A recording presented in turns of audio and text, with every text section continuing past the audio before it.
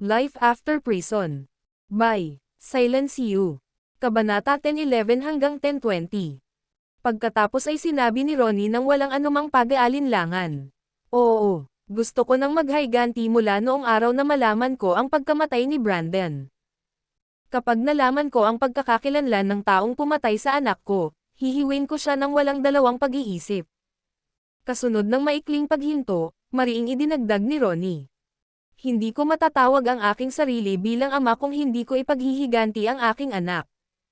Agad naman siyang pinaalala ni Meldrick. Ngunit kailangan mong ipangako sa akin na hindi mo masasabi kahit kanino na sinabi ko ito sa iyo. Pangako hindi ko sasabihin sa isang kaluluwa. Itinaas ni Ronnie ang kanyang kamay at same time na nanumpa. Pagkatapos ay sinabi ni Meldrick. Okay. Ang pangalan ng practitioner na iyon ay Severin Follett. Severin Follett. Napakunot ang noo ni Ronnie nang marinig iyon. Maaaring magkapareho ang pangalan ng ibang tao gaya niya, at isa rin siyang walang kaakibat na practitioner. Parang paghahanap ng karayom sa haystack kung hindi namin alam kung saang lungsod sisimulan ang paghahanap. Tila may naisip si Ronnie habang tinanong niya si Meldrick. Alam mo ba kung saan nakatira ang taong Severin na ito? Paano mo nalaman ang tungkol sa kanya? Nakilala namin siya noong pumunta kami sa Skystream City. Siya ang pumatay sa 4 sa ating mga disipulo. Pilit na ngumiti si Meldrick.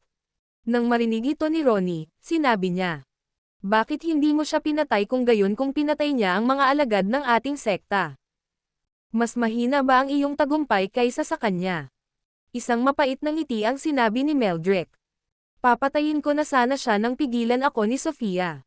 Itinuring niya siyang tagapagligtas pagkatapos niyang patayin si Brandon, at wala akong pagpipilian dahil pinigilan niya akong patayin siya. Sinubukan kong patayin siya nang hindi nalalaman ni Sofia sa ibang pagkakataon, ngunit pagkatapos kong subukan iyon, napagtanto kong malayo pa rin sa kanya ang lakas ko kahit na siya ay isang hindi kaakibat na practitioner. Nagulat ako na ang isang powerhouse na mas malakas kaysa sa isang level 2 warrior emperor gaya mo ay umiiral sa normal na lipunan. Siya ay dapat na isang taong may mataas na katayuan kung gayon. Kumunat ang noo ni Ronnie at hindi napigil ang mahulaan. Nasugatan niya ako noong sinuntok ko siya, kaya agad akong tumakas at tumakas. Hulaan ko na siya ay isang level 3 o level 4 na warrior emperor. Tama ang hula mo na hindi siya isang ordinaryong tao. Siya rin ang gobernador ng South County, isa sa 4 na county sa Skystream Province. Ang kanyang kasalukuyang tirahan. Matapos ipaliwanag ang lahat, tumayo si Meldrick at sinabing.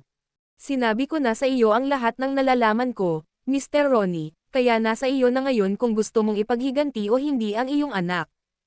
Nagdahilan tuloy siya. Kaya ang lalaking Severin na ito ay ang gobernador ng South County, at siya ay nananatili sa South Link City. Lumitaw sa mga mata ni Ronnie ang isang pagpatay na layunin. Tumayo siya, ikinuyom ang kanyang mga kamao, at sinabing. Ipaghihiganti kita sa lalong madaling panahon, Brandon. Kinaumagahan, hinanap ni Ronnie ang Grand Elder at sinabihan siya. Mayroon akong kailangang asikasuhin, Grand Elder. Babalik ako sa loob ng 1 linggo. Tumingin ang Grand Elder kay Ronnie at nagtanong. May problema ba? Ngumiti ng pilit si Ronnie at sinabing. Nalulungkot pa rin ako hanggang ngayon kahit matagal nang patay si Brandon.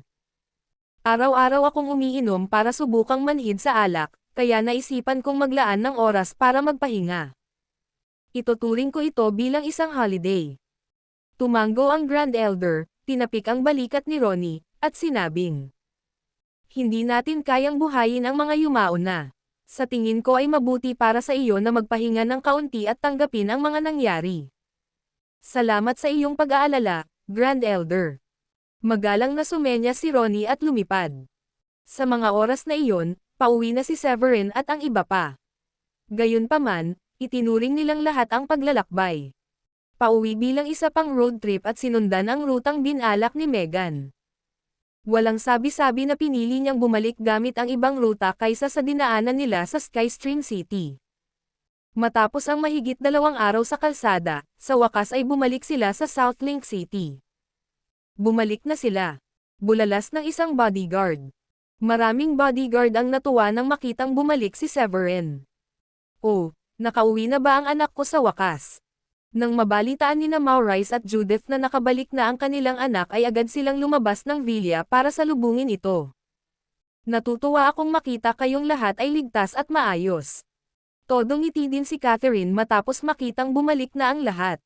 Sa kabilang banda, medyo natigilan si William nang makita niyang magkahawak kamay sina Megan at Benjamin. Tinuro niya ang mga ito at tinanong, "Anong nangyayari sa inyong dalawa? Bakit kayo magkahawak ng kamay? Hindi ba halata, tatay?"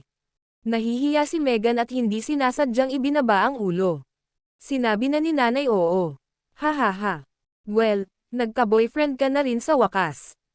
Nag-alala ako na mataas ang standards mo kaya hindi ka makakahanap ng boyfriend at magpakasal." Masiglang tawa ang sinabi ni William, na ikinalungkot ni Megan. Inilibot niya ang kanyang mga mata kay William at sinabing, "Ano ang pinagsasabi mo? Bakit hindi ako makapag-asawa? At saka, si Benjamin dito ay anak ng mayor ng South Link City. Sinasabi mo bang hindi siya pasok sa standard ko? Ha. Hindi naman. Kung pumayag ang nanay mo, mas lalong dahilan para pumayag din ako." Masayang tumawa si William. "Hindi ko akalain na ang aming pamilya ay pagpapalain ng magandang balitang ito." Masayang sabi ni Catherine. Sa kanyang pagtataka, lumapit si Megan at nakangiting sinabing, "Mayroon pang ibang maswerte, Lola." Malapit nang maging pangalawang asawa ni Severin si Sheila. Namula si Sheila at ibinaba ang ulo. Ha. Siyempre. Sa lahat ng paraan. Lalong natuwa ang matandang babae at ngumisi ito hanggang tenga. Maraming dapat ipagdiwang ang mga Shanahan sa araw na iyon pagkatapos makarating sa ngayon. Dati silang third-tier na pamilya sa isang maliit na lugar tulad ng Brookbourne, at pangarap lang nilang magkaroon ng mga koneksyon sa anak na babae ng mayor ng lungsod. Gayunpaman, ang kanilang manugang ay nakapag-asawa na ng gayong babae, at siya ay ikakasal din sa isang napakayamang pamilya. Ang mga Shanahan ay umuunlad sa bilis na ibang-iba sa dati. Hindi maiwasang mapatingin kay Sheila nang may inggit ang anim na magagandang bodyguard ni Severin. Pagkatapos ng lahat, ang isang tao tulad ni Severin ay isang malapit-perpektong pag-iral na mahusay sa halos lahat ng aspeto. Kahit sinong babae ay magiging masaya na pakasalan ang isang lalaking ganyan. Oo, bumalik na sina nanay at tatay. Sa pagkakataong ito, tumakbo rin si Celine at tuwang-tuwang sumubsob sa mga bisig ni Severin. "Tingnan mo, Celine. Binili kita ng manika." Ngumiti si Sheila, naglabas ng isang manika sa kotse, at lumakad. "Salamat, Tita Sheila." Niyakap ni Celine ang manika at masayang ngumiti. Pagkatapos ay nagtanong si Sheila, "Namiss mo ba ako?" "Ginawa ko." Masayang bulalas ni Celine. "Gusto ko kapag inilabas mo ako para maglaro at magsanay." Ngumiti si Megan at sinabing, "Siya na ang magiging pangalawang mommy mo mula ngayon, para tawagin mo na siyang Mommy Sheila." Masayang-masaya ang lahat pagkabalik ni Severin at ng iba pa, kaya nag-dinner sila sa isang hotel para magdiwang. Pagsapit ng gabi, inilabas ni Severin ang kanyang mga materyales at naglinis ng ilang mga tabletas sa kanyang silid. Bagamat alam na niya kung saang lungsod naruroon ang Keynes Hall, hindi siya nagmamadaling hanapin ang mga ito.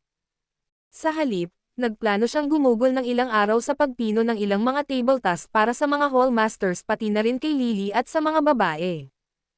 Kung tutuusin, naging matatag na sana ang kanilang paggamit nitong mga nakaraang araw.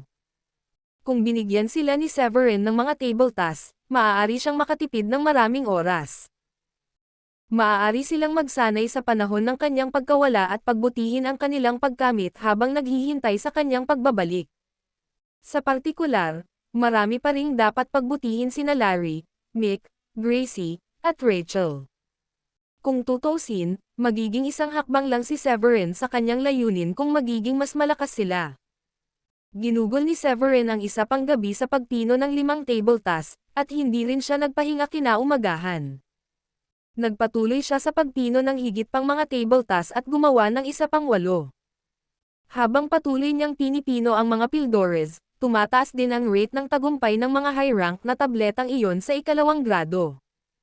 Napabuntong hininga siya nang tingnan ang mga natitirang materyales. Natutuwa akong nagbigay ng maraming materyales ang aking tiyuhing master, at nagpapasalamat din ako na ang aking talento sa alchemy ay sapat na disente kaya hindi ko kinailangan pang mag-aksaya ng napakaraming materyales noong una kong sinimulan ang pagsubok ng alchemy. Kung hindi, maubusan ako ng mga materyales na gagamitin. Mabilis na lumipas ang isa pang araw, at nakagawa si Severin ng kabuuang 35 second grade high rank na table task sa loob ng 48 oras. Magugulat ang sinumang nakakaalam na matagumpay siyang makakapag-produce ng napakaraming tableta sa loob lamang ng 2 araw, lalo na kung nalaman nilang lahat sila ay mga second grand high rank na table task. Kahit na ang isang tableta ay isang kayamanan na pagnanasaan ng pinakamalakas na warrior king. Ang ilang mga bulwagan na matatagpuan ni Severin ay nabuo ng maayos sa panahong iyon. Bagamat naroon ang ilan sa kanila ay nagkaroon ng panloob na mga hindi pagkakaunawaan sa simula, kumilos sila sa sandaling malaman nila na ang kanilang tagapagtaguyod ay ang South County Mansion. Siyempre, walang anumang pagtatalo sa Draco Hall, Moss Hall, o Serpent Hall dahil sinabihan sila ni Severin na huwag pukawin ang anumang gulo. Sa wakas ay tinawag ni Severin si Wendy at ang mga babae upang salubungin siya sa 3 umaga. Malaki ang pagunlad ng iyong tagumpay, at ikaw ay isang matatag na level 5 warrior king. Nakangiting sabi ni Severin habang nakatingin sa 6 na kabataan, nangingibabaw na dilag sa kanyang harapan. Napangiti si Kira. Hindi mo na naman kami bibigyan ng pills, di ba? Ang bilis mong magpino lahat ng mga tabletang ito. Nakakabaliw. Ngumiti si Severin at sinabing, tama. Bibigyan pa kita ng mga pildores, at sa pagkakataong ito ay mga second grade high rank na pills ang mga iyon. Mataas na ranggo sa 2 baitang. Mukhang kahanga-hanga iyon. Makakatulong ito sa atin na umunlad ng higit pa sa 1 antas, di ba? Tuwang-tuwa ang mga babae nang marinig iyon. Kung nakatanggap sila ng ganoong tableta, halos hindi na sila mapipigilan sa isang lugar tulad ng South Link City kahit na maaaring hindi ganoon ang kaso sa ibang mga lungsod. Maaaring napakalaki ng South Link City, ngunit hindi ito maihahambing sa Skystream City sa mga tuntunin ng kasaganaan. Tumango si Severin. Masasabi ko na ang naabot ni Wendy ay tungkol sa peak stage level 5 warrior king. Kung ubusin niya ang second grade high rank pill na ito, malamang na malaki ang tsansa niyang makakuha ng breakthrough sa level 8 warrior king. Para sa iba pa sa inyo, nasa intermediate stage level 5 warrior king ka, kaya ang pinakamaraming tagumpay ay makakagawa ka ng warrior king sa level 7. Mas masaya kami dyan, sir. Hindi ko alam kung paano ako makakapagpasalamat sa pagbibigay mo sa amin ng mga tabletang ito. Tuwang-tuwang sabi ni Abigail, at natuwa rin ang iba. Sa tabi nila, tinakpan ni Naomi ang kanyang bibig ng nakangisi at sinabing, bueno, kung hindi ka marunong magpasalamat sa kanya, pagkatapos ay maaari mong palaging ipangako ang iyong puso at kaluluwa sa kanya. Hindi mo ba nakita iyong mga palabas sa TV kung saan iniaalok ng dalaga ang sarili sa lalaki dahil wala siyang paraan para mabayaran siya? Namula si Abigail sa sinabi ni Naomi. Sa pagkakataong iyon, inilibot ni Abigail ang kanyang mga mata. Anong pinagsasabi mo, Naomi? Nagbibiro lang ako. Tingnan mo na mumula ka ng husto. Nakangiting sabi ni Naomi. Medyo nahiya si Severin nang sabihin iyon ng mga babae. Tumikim siya at nagkunwaring hindi narinig ang usapan nila. Sa kanyang mga kakayahan sa pag-iisip, nag-levitate siya ng 6 na tableta sa harap ng lahat. Maaari kayong uminom ng isa sa bawat isa ng random. Hindi na kailangang pagtalunan kung aling tableta ang mas mahusay kaysa sa isa. Bakit namin gagawin iyon? Mas masaya kaming makuha ang tabletang ito, at lubos na kaming nagpapasalamat na naibigay mo ang mga ito sa amin. Nakangiting sabi ni Kira. Sunod-sunod na nagpasalamat ang mga babae at maingat na iniligpit ang kani-kanilang table task. Tumango si Severin ng may kasiyahan at sinabing, aalis ako papuntang Wyman City sa loob ng 2 araw, kaya ipaubaya ko sa iyong mga kamay ang kaligtasan ng mansyon. Agad na tinapik ni Lily ang kanyang dibdib at sinigurado. Hindi mo kailangang mag-alala ng labis sa iyong paglalakbay. Ang tableta na ito ay gagawin tayong lahat na level 7 Warrior King sa pinakamaliit, at maaari pa tayong maging sapat na malakas upang lumukso sa mas mataas na antas ng mga kalaban. Ang mansyon ay nasa ligtas na mga kamay. Oo, hindi mo kailangang mag-alala. Kami na ang bahala sa lahat dito. Agad na sabi ni Wendy. Tumango si Severin. Pagkatapos ay sige, iyon na lang para sa araw na ito. Huwag kalimutang magpadala ng isang tao upang ipaalam sa lahat ng mga hallmasters na gusto ko silang makilala. Oo, sir. Sabay-sabay na sagot ng mga bodyguard. Lumabas ka rito, Severin. Sa sandaling iyon, gayunpaman, isang nasa katanghaliang gulang na lalaki ang lumipad at tinitigan siya mula sa langit. Nasa suicide mission ba siya o ano? Siguro nababaliw na siya para pasukin ang mansyon ng ganyan. May death wish ba siya? Marami sa mga bodyguard ang lumipad din sa ere. Bumaba ka rito. Tawag ni Severin at inutusan ang lahat ng bodyguards niyang bumaba. Sir. Nilusob niya ang ari-arian mo. Sabi ng isang bodyguard habang nakatitig sa pumasok. Tumango si Severin. Alam ko iyan, ngunit hindi kayo makakapantay sa kanya, kahit na sabay-sabay niyo siyang atakihin. Napakunot-noo si Lily at naramdaman ang isang makapangyarihang mamamatay tao na aura mula sa nagngangalit na estranghero. Malakas siya. Napakalakas. Pahayag ni Wendy pagkatapos tumingin sa lalaki. Sino sa inyo si Severin? Lumabas ka rito at hayaan mo akong patayin ka, kung hindi, sisirain ko ang lugar na ito at papatayin ang lahat ng nandito. Galit na sabi ng nanghihimasok habang nakatingin sa ibaba. Natakot ang lahat sa mansyon, at lahat sila ay tumakbo palabas upang tingnan kung sino ang gumawa ng ganoong kaguluhan. Ililibrero ko ang lahat kung magpapakita ka at hahayaan akong patayin ka para ipaghiganti ang anak ko. Bibilang ako hanggang 10, at magpapatuloy ako sa pagpatay kung hindi ka lalabas sa oras na iyon. Sabi ulit ng medyo may edad na lalaki. Ngumiti si Severin. Sa isang mabilis na takbo, lumipad siya sa taas na halos 100 metro at tumayo sa harap ng lalaki. Huwag na kayong magbilang. Magsasayang lang ng oras. Sabi ni Severin habang nakatingin sa kabilang party. Pinaikit ng lalaki ang kanyang mga mata. Ikaw ba ang pumatay sa anak ko? Ngumiti ng mapait si Severin.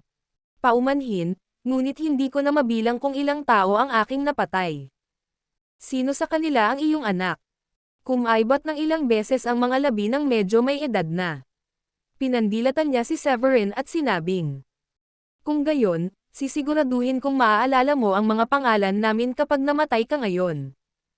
Ronnie ang pangalan ko, at Brandon ang pangalan ng anak ko. Hindi gaanong pinansin ni Severin nang mapatay niya si Brandon, at nakalimutan na niya ang pangalang iyon. Matapos mag-isip sandali, sumimangot siya at nagtanong na may pagtataka. Sino si Brandon? Maaari kang maging mas tiyak. Hindi mo kilala kung sino si Brandon. Pagkatapos ay ipapaalala ko sa iyo muli. Siya ay isang disipulo ng Stormy Moon Sect, at ako ang tagapagtanggol ng sekta. Isang malakas na pagbabago-bago ng espiritual na enerhiya ang bumulwak mula sa kanyang kamao nang sabihin niya na. Masasabi mo ba ang antas ng pagkamit ng nanghihimasok mula sa espiritual na enerhiya na ginawa niya? Tanong ni Lily kay Wendy. Maingat na tiningnan ni Wendy at sinabing. Mataas ang kanyang natamo. Napakataas. Sa tingin ko siya ay isang level 7 warrior emperor. Siguro kung si Mr. Severin ay magiging sapat na malakas para labanan siya. Sumugod na sina Diane, Megan, at ang iba pa noon ay natakot si Diane nang marinig ang sinabi ni Wendy. Isang level 7 warrior emperor. Ganoon ba kataas ang natamo ng nanghihimasok? Mukhang hindi ito maganda. Hindi ko akalain na magiging ganoon kalakas ang tagapagtanggol ng Stormy Moon Sect. Ano ang dapat nating gawin? Mawawalan tayo ng posisyon bilang South County Mansion kung patay na si Severin. Nag-aalala ang ekspresyon ni Felicia dahil alam niya kung anong uri ng sakuna ang mangyayari sa kanila kapag napatay si Severin. Huwag mong sabihin iyan, nanay. Kailangan nating magtiwala sa kanya. Giit ni Megan sa kabila ng kaunting kumpiyansa. Naikuyom ni Sheila ang kanyang mga kamay ng walang kamalay-malay at nagkaroon ng sobrang solemne na ekspresyon sa kanyang mukha. Masyado siyang malakas. Maaaring kayanin ni Severin ang level 1 o level 2 Warrior Emperor, pero level 7 Warrior Emperor ang pinag-uusapan dito.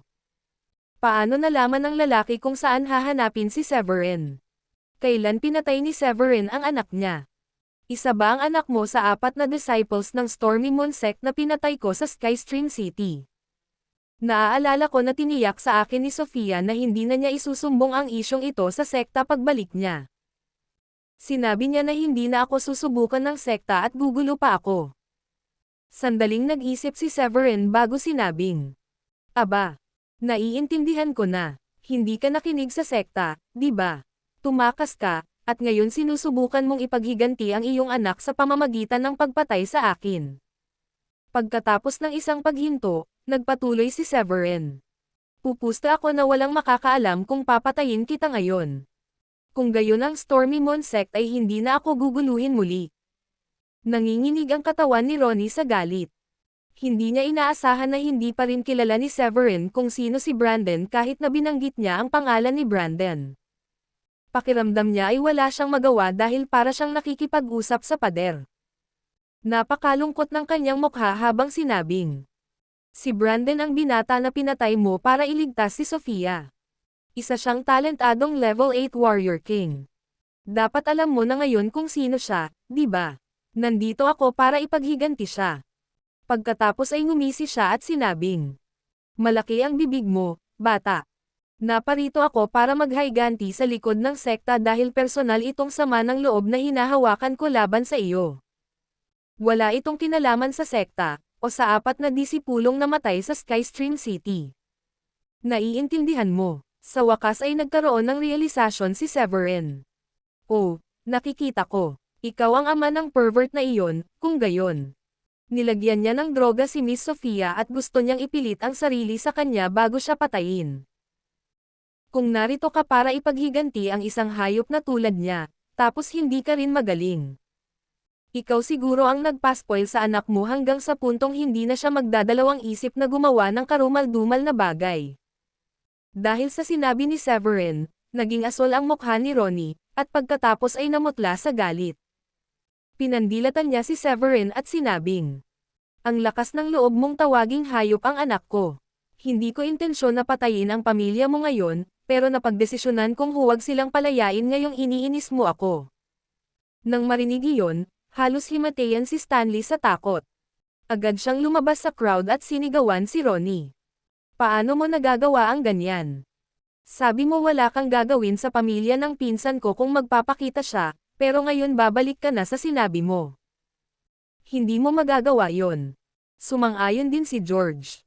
"Oo, kung may problema ka sa kanya, sagutin mo na lang siya sa halip na sa ibang mga inosenteng tao. Lahat kami ay ordinaryong tao dito, at wala akong kahit katiting na pundasyon sa pagkamit." Bumaba ang tingin ni Ronnie na nakangisi. "Huwag mo akong sisihin dito. Kung sino man ang may kasalanan, si Severin iyon. Hindi siya nagpapakita ng pagsisisi, at parang ayaw niyang lumuhad at magmakaawa sa akin na palayain ko na rin ang pamilya niya. Ang masaklap pa, inasal niya ako sa pagtawag niyang hayop sa anak ko. Kung may gusto kang sisihin, sisihin mo siya." Nang matapos magsalita si Ronnie ay hindi na ito umimik pa at agad na sinugod si Severin. "Oras na para wakasan ang iyong buhay." Roaring Tiger Punch. Si Ronnie ay sumigaw at nagpakita ng isang higanteng tigre na may taas na 10 talampakan sa manipis na hangin mula sa kanyang espiritual na enerhiya. Iyan ba ang pamamaraan ng level 7 Warrior Emperor? Nakakatakot na malakas. Si Lily at ang iba pa ay agad namutla sa takot. Hindi pa nila nakita ang gayong dominanteng pag-atake. Napakalakas ni Mr. Severin, ngunit nagsisimula akong magtaka kung kakayanin niya ang kalaban na iyon. Seryoso ang mukha ni Naomi dahil alam niyang ilang minuto lang ay patay na ang lahat kapag natalo si Severin. Walang ibang makakaharap sa ganoong kalakas na pag-atake. Ang iyong tagumpay ay karapat-dapat na purihin, ngunit nakakalungkot na kinailangan mong makilala ako. Gamit ang isang kaway ng kanyang palad, inilabas ni Severin ang Bloodfiend Sword na ibinigay sa kanya ni Walrick. Habang tinuturok niya ang espiritual na enerhiya sa sandata, kumikinang ito ng maliwanag na may pulang ilaw ng dugo at nagbunga ng mahinang sigaw. Ito ba ay isang espiritual na sandata? Tiningnan ng mabuti ni Ronnie ang espada at tuwang-tuwa siya. Ito ay medyo mataas ang grado ng espiritual na sandata. Ang hawak ko ay first grade lamang. Ang sa iyo ay malamang na ikaw ay nasa ikawalong baitang o siyam na baitang, naniniwala ako. Lalong nagseselo si Ronnie habang nakatingin sa espada na nasa kamay ni Severin. Ito ay perpekto. Ang iyong espada ay magiging akin pagkatapos mong mamatay. Ito ay isang medyo malugod na sorpresa. Maaaring mayroon ka ring iba pang kayamanan sa iyo, at hindi ako makapaghintay na makuha ang lahat ng ito kapag namatay ka na. Malamig na ngumiti si Severin nang makita ang nasa sabik na ekspresyon ni Ronnie. Hihihi. Mangarap ka pa, mabubuhay ka pa ba para kunin ito sa akin? Pagkatapos ay nag-inject siya ng mas maraming espiritual na enerhiya sa espada at agad itong inihampas sa harap ni Ronnie. Rose Petal Rain. Sigaw ni Severin. Isang bungkus ng mga talulot ng rosas ang agad na lumitaw, at bawat isa sa kanila ay halos kasing laki ng palad. Aabot sa 100 ang mga talulot ng rosas na iyon na lumulutang sa kanyang harapan. Napakagandang teknik. Naningkit ang mga mata ni Lily nang makita ito. Sinabi ni Diane. Maaaring maganda, ngunit hindi natin alam kung gagana ito.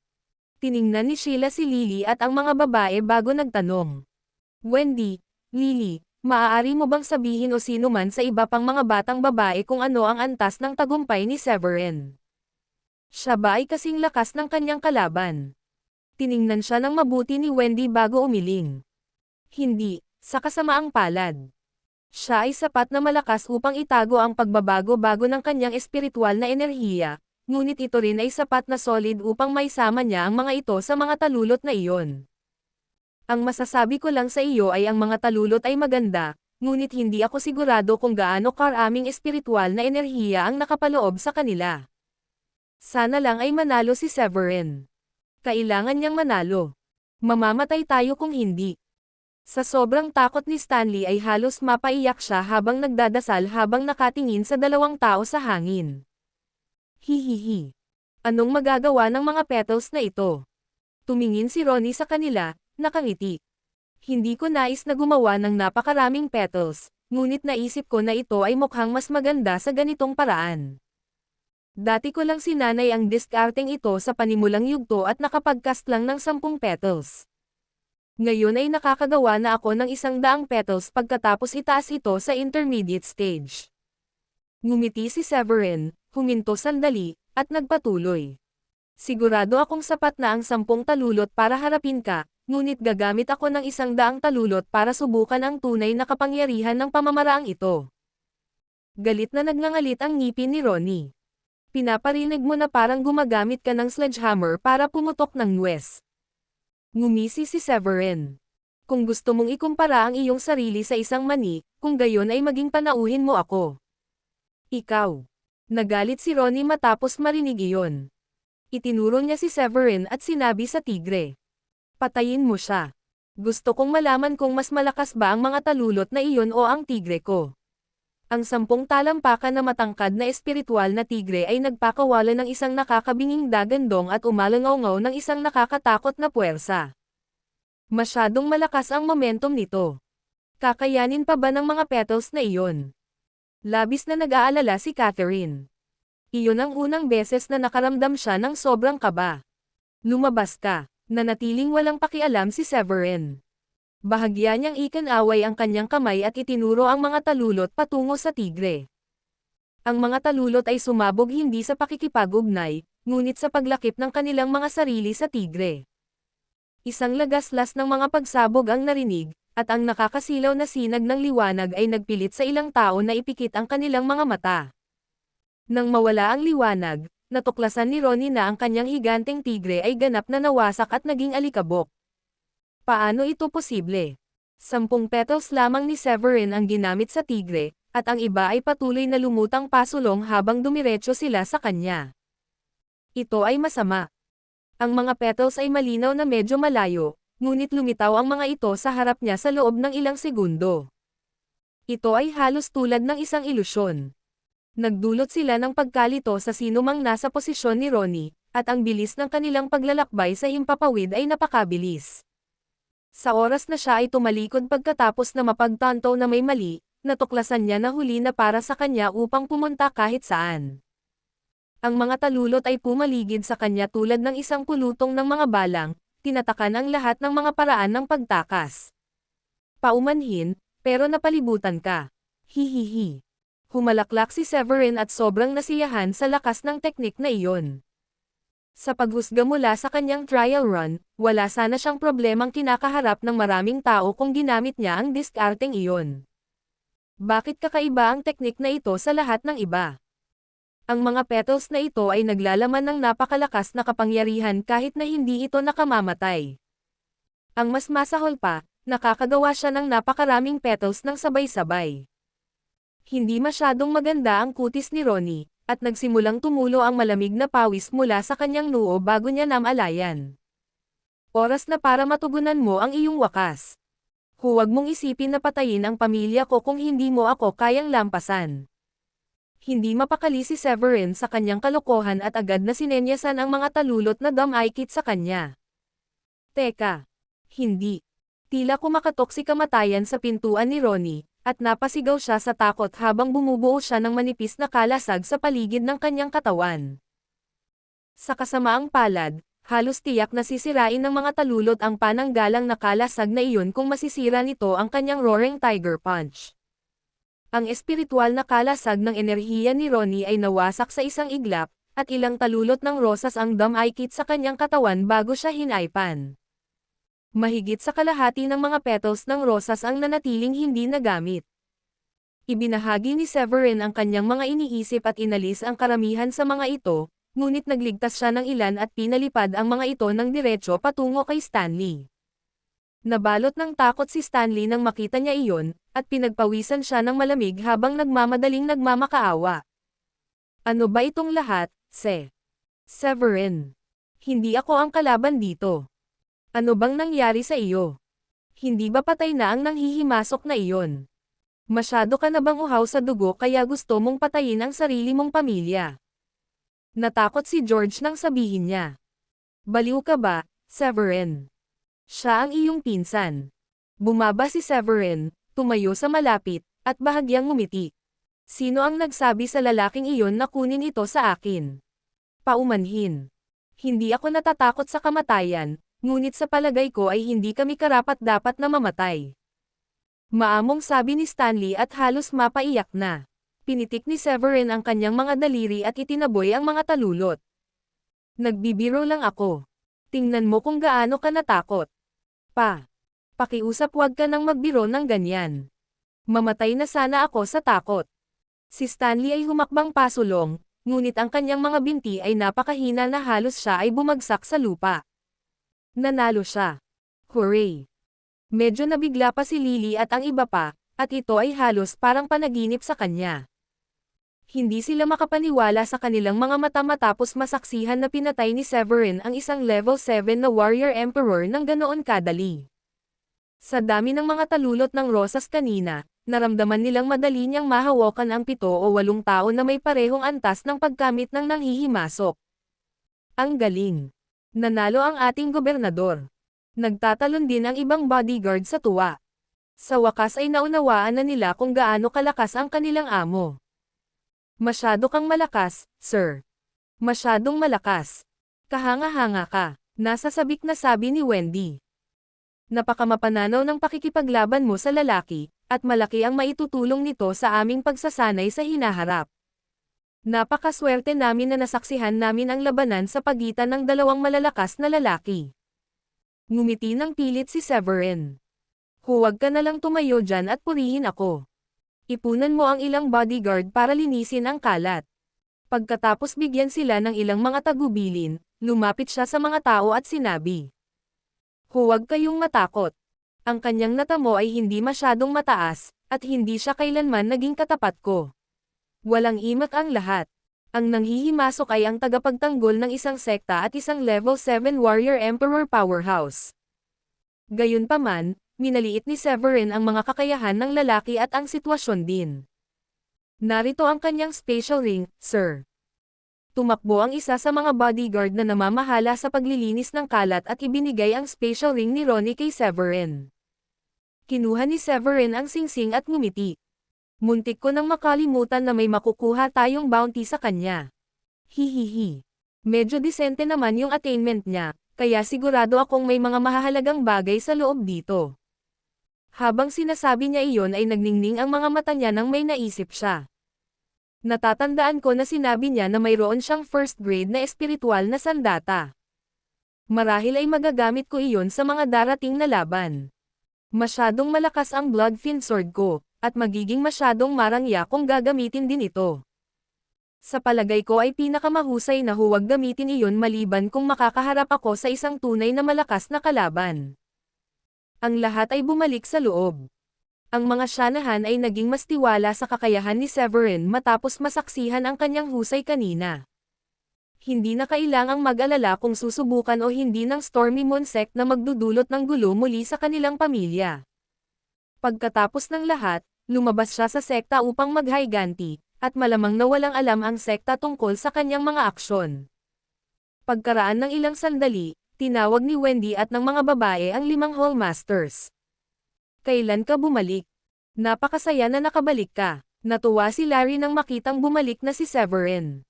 Nakalusot na ako sa level 3 Warrior King. Sumulyap si Severin kay Larry at tumango bilang kasiyahan. Hindi masama. Nakapasok na rin si Mick at Gracie sa level 3 Warrior King, naniniwala ako. Paumanhin, sir, ngunit hindi namin nahanap ang alinman sa iba pang mga bulwagan noong panahong wala ka. Napakalaki ng Dracodem. Ngumiti ng mapait si Gracie at nanghihinayang nasabi kay Severin. Ngumiti si Severin at sinabing, huwag kang mag-alala.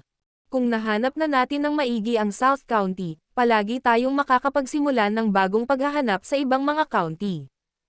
Kung hindi pa rin natin sila mahahanap kahit saan sa Skystream Province, maaari tayong lumipat sa Skydrop Province at iba pang mga probinsya.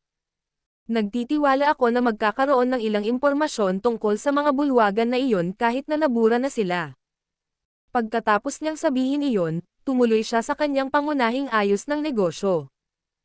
Pinapanta ko kayo ngayon upang bigyan ang bawat isa sa iyo ng 2 tableta.